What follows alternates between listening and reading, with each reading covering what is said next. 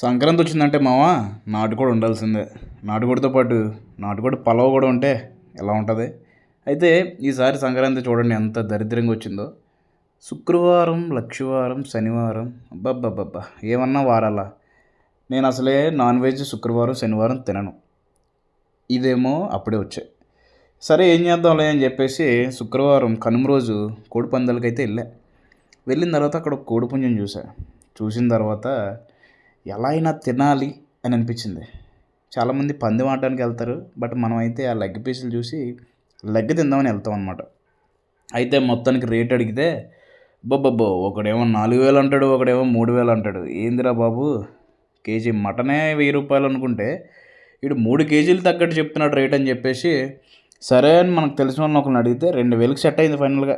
సరే పండగ మూమెంట్ కదా, ఇంకా మాత్రం రేట్లు ఉంటాయిలే అని 2,000కి నాటుకోడి పుంజు తీసుకొని శుభ్రం కట్ చేసేసి నీట్గా క్లీన్ చేసేసి ఫ్రిడ్జ్లో అయితే పెట్టేశా.